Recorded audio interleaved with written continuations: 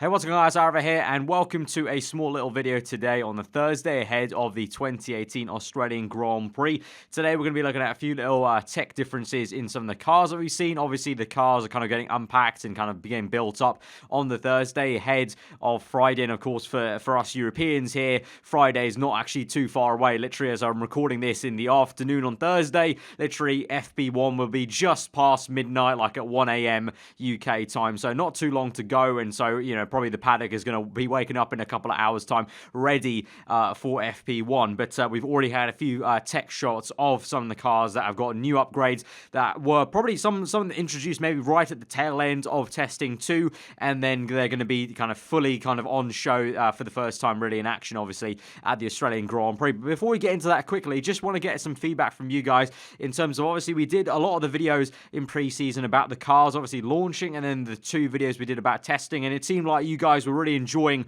that kind of content. And so I just kind of wanted to get a feedback and kind of a feeler of maybe what kind of content you guys want me to be doing. I want to kind of look into doing more stuff with the real life Grand Prix in 2018. So do let me know any thoughts, if you have any ideas of your own of what kind of stuff you might want to see me doing throughout the kind of different race weekends for each Grand Prix. Obviously videos like this, you know, if there are big enough updates to kind of talk about, I will do. If not, then I don't know how much of use that will be, even if maybe, I don't know, maybe still you'd want to see like a tiny 5-minute video about that if there wasn't that much to talk about, but still some worthwhile tech shots to kind of show you about the new cars. But anything, it doesn't have to be even tech stuff, just maybe, you know, qualifying reactions, I don't know. I was thinking potentially doing like a small little top 5 moments from the Grand Prix straight after the race, and maybe getting you guys on Twitter to kind of interact in that way and kind of vote almost for what your top 5 moments were. It doesn't have to even be necessarily related to the race itself. Could just be funny moments that were to do with the broadcast system, because I know F1 and FOM are planning a lot of new stuff for the broadcasting. We've seen a lot of little teasers on Twitter about things like the DHL DRS or whatever like that, or like the Pirelli perfect pit stop and stuff like that, if you've seen it on Twitter. So I don't know, little moments like that, and potentially like a fun little short video straight after the race on Sunday. I don't know. I want to get some feedback from you guys, so do let me know that in the comments below. But now we're going to get into the real meat of the video then. A few little tech shots here from firstly the Red Bull team, who are doing some like pit stop practices and also just driving their car in the pit lane to get it all set up. And you can see here, obviously nothing new with this complicated array that Red Bull have, very Mercedes-esque style from last year. And then in the very last video I did of testing week 2, they introduced this upgrade, which is the entire winglet that kind of mocks up what Mercedes and Williams have both done. Red Bull's version joining from the barge board to the actual outside end plates then. But they've changed the configuration of how they've done the wing mirrors. You can now see, instead of just a kind of blank upright, they kind of swoop the upright firstly on this side, but then you can see this other winglet, we can see it from a better angle. They've almost gone with what I would say is like a Force India style double pronged attachment for the mirror. So we mentioned when we talked about the Force India car launching, they had 2 pillars connecting the wing mirror there, and they were kind of using it in a way to almost create kind of mini vortex generators by using the pylons. And Red Bull opted for the same sort of thing, and it looks like from this angle, I can't quite tell from the shaping, but it looks like it's almost also tilted a little bit outward then as it connects to this crash structure, which we've talked about many times before. Red Bull's side pod being pushed way back, most of the teams having the side pod maybe starting around here, whereas Red Bull have pushed it back. They've used a mandatory crash structure as an exoskeleton kind of piece of the entire side pod array, and they've obviously used that to really swoop in and sucker in the entire side pod. And actually you can see even more here,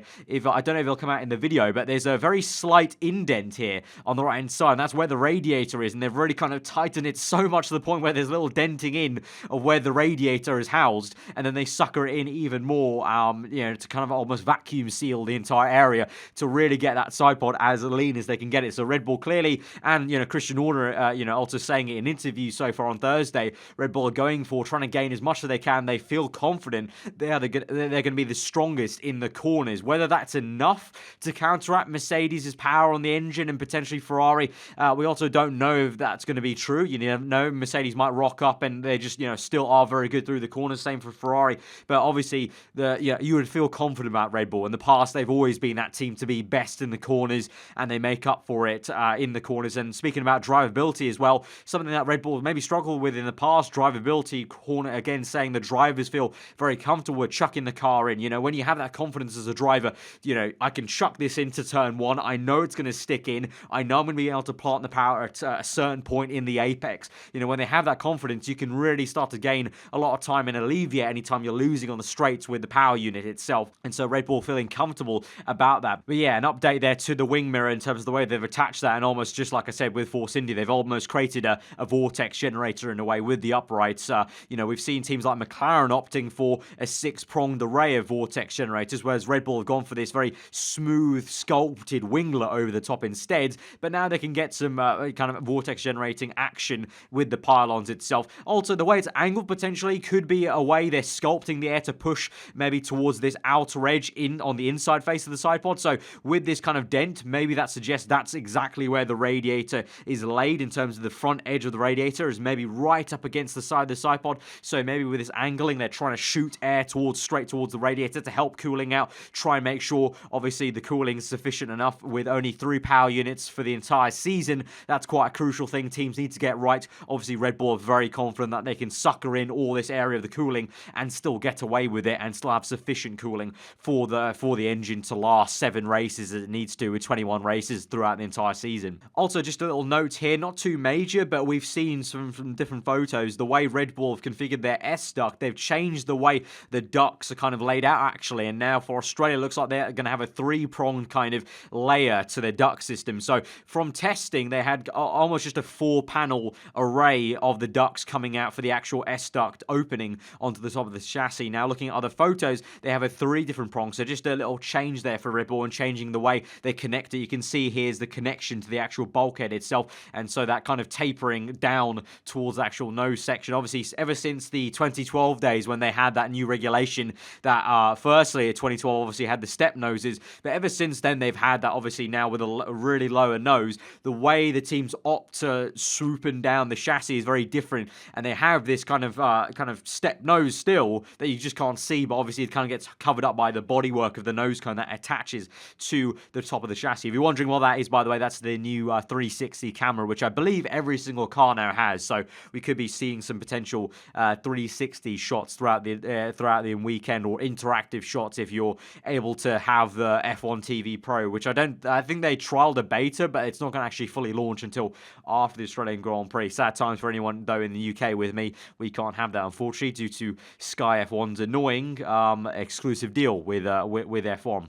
I mentioned McLaren there, so we may as well go to them next. And so this is what I was talking about the 6-pronged array of vortex generators. So you can see a very different philosophy to what Red Bull have gone with. And to my surprise, McLaren haven't changed too much. The only real thing is this extra winglet that's attached. So it's almost like a mini winglet that attaches to this first vortex generator at the leading edge of the top face of the side pod. So that's the only major thing that's changed at the top end, which I'm very surprised at. And I don't know. Honestly, I'm kind of it's almost Red Bull of last year kind of situation for McLaren right now. Looking at the entire barge board and end plate situation, kind of going, oh, please, come on, there's got to be more in here. Because, you can just see from a very basic level. You don't even need to know too much about aero or anything like that. Just looking at it, it's just kind of like, there's nothing there. There's nothing screaming out compared to other teams where they're chucking on winglets that are coming out of the chassis, adding to the end plate of the barge board. It's almost like, I really hope McLaren have bigger updates on. And obviously, Fernando Alonso has already kind of almost addressed that in a way. In interviews, he said that expect McLaren, this will be obviously their lowest point in the season.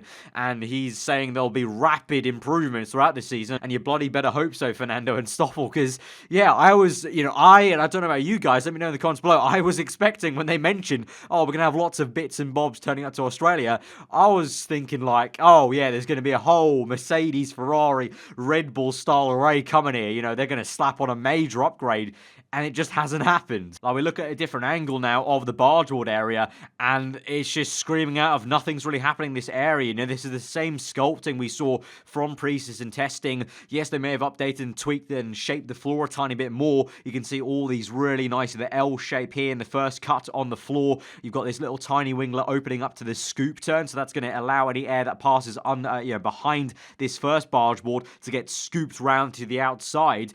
You've got the usual dagger placement they had that connects into the under tray, so kind of blurring the lines between one under tray and the floor is, because before, in past years in Formula 1, the under tray and the floor used to kind of be more separate kind of entities, but now with obviously the regulations allowing a lot more to, involvement of the bargeboard area, that's kind of connected together. But all in all, not too drastically is changed. The biggest thing that's changed for McLaren, really, honestly, has just been the fact that they've added on this new sponsor, which I don't even know what the sponsor is. LAT 56 degrees. I'm not too sure. Maybe one of you guys will know. And then obviously the little Kiwi bird of McLaren there, kind of harking back and throwback to obviously Bruce McLaren. But yeah, apart from that, obviously a very nice undercut on the side pod, and it's a very sleek design from McLaren, but not a lot has actually changed in the bargeboard there, to my surprise. The biggest changes really are at the rear end of the car for McLaren. They've got these 3 little slot gaps here to allow, obviously they had some issues with the engine cover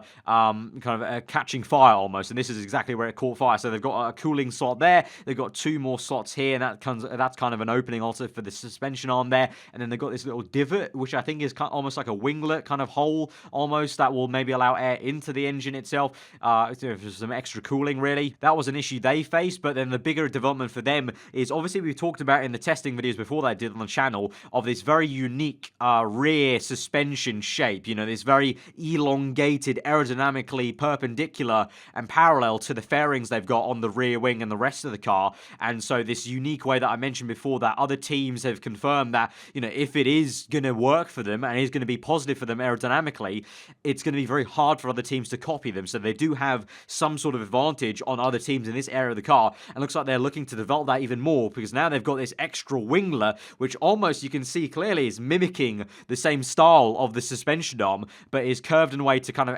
eloquently go over the top of one of the wastegate tailpipes as they go through. This is the main exhaust, obviously, and then they've got 2 pronged wastegates on either side to make it like an upside down Mickey Mouse shape as it exits the engine cover, but they've got the winglet that kind of shapes over it.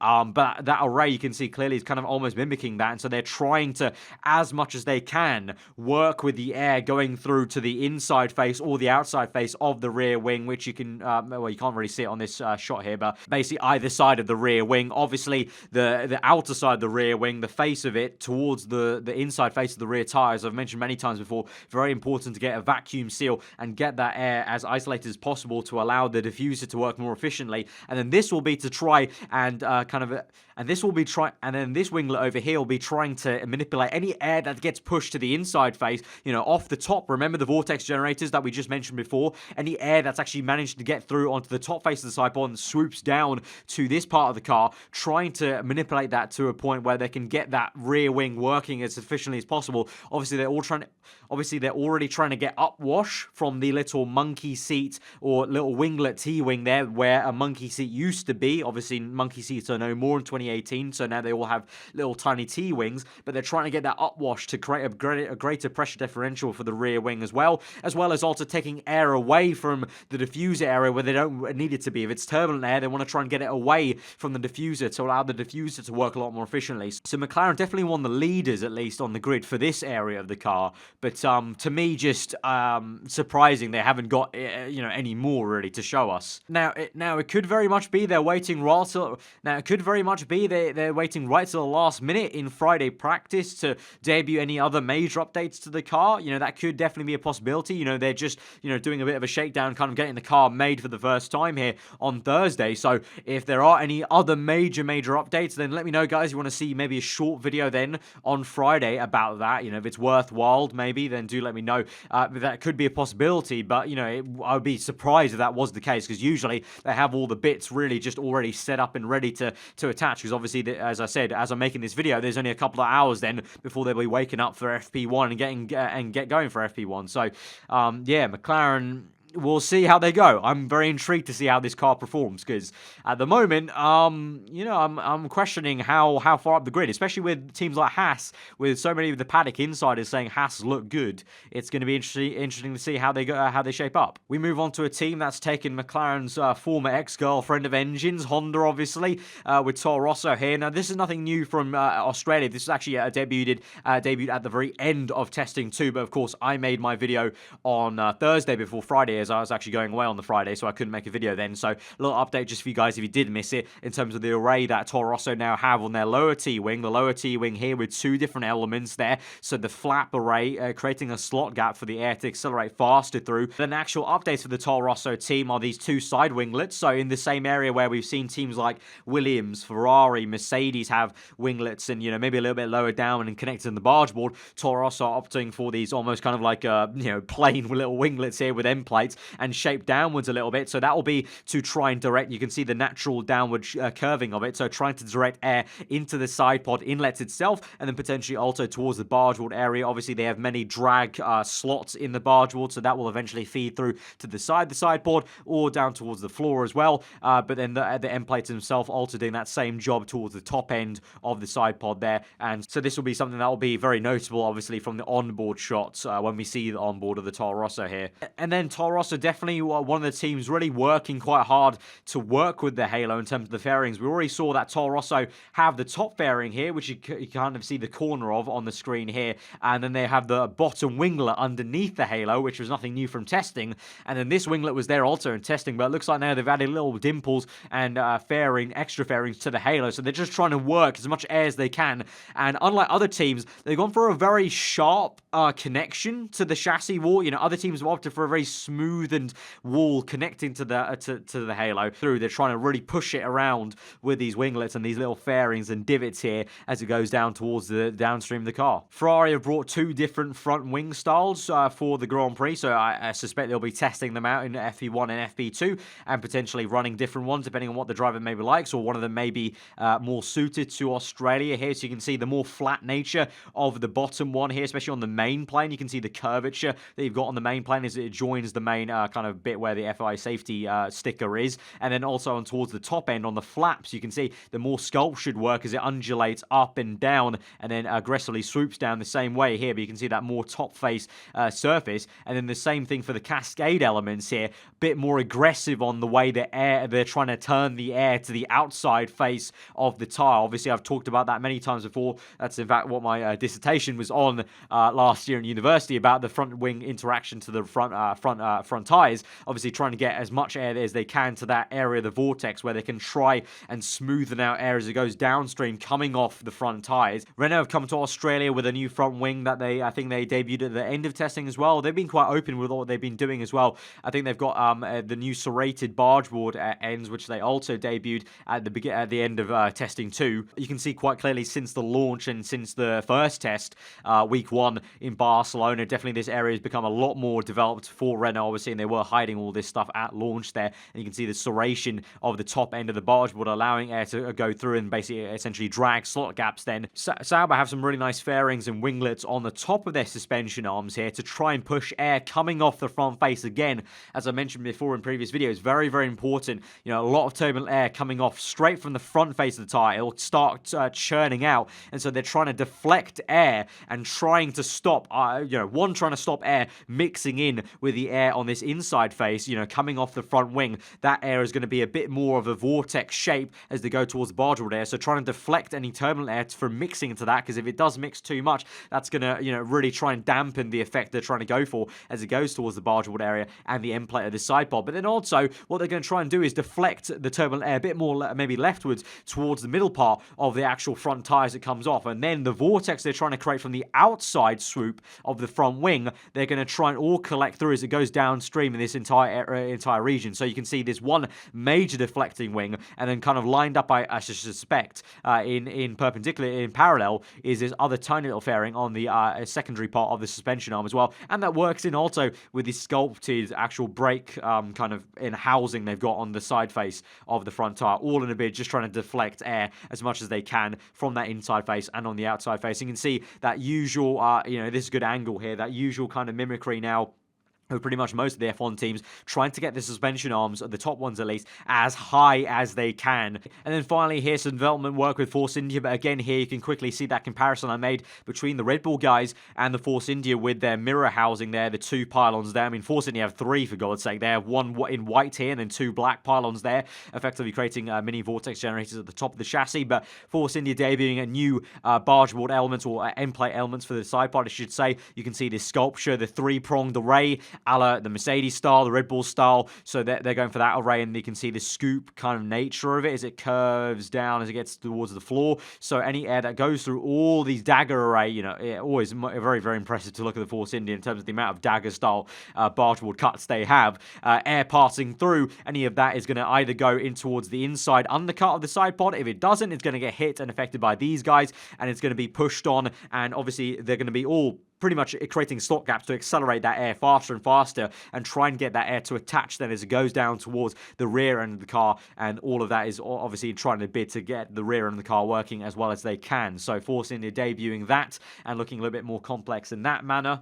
And also, obviously Force India in that big midfield fight, that's going to be a big question really of, will Haas turn up? Will Force India still be good as they were in the pecking order? And where are McLaren, Renault and Toro Rosso going to feature? A lot of people saying that Williams aren't even in the factor. They're probably going to be right at the bottom there, probably fighting and trying to stay ahead of Sauber, Alfa Romeo. So definitely going to be intriguing to see if this is still enough for Force India to be the best of the rest, because I think a lot of people have their money on Haas. Personally for me, I think Renault and McLaren were still going to be in the bid for that, but I think a lot of people have Haas to be pegged there, so we'll have to see. But guys, that's been the kind of small little tech roundup on Thursday of some photos that came from the paddock. If you did enjoy it, hit that like button. Let me know what you thought in the comments below. As I said, do let me know about potentially any kind of things that you guys think might be interesting for me to do surrounding the real life Grand Prix. As I said, I really do think that it might be kind of a cool idea straight after the race on Sunday to do kind of a top 5 moments, but not just my top 5 moments, using you guys on Twitter, asking you guys straight after the race, tweet me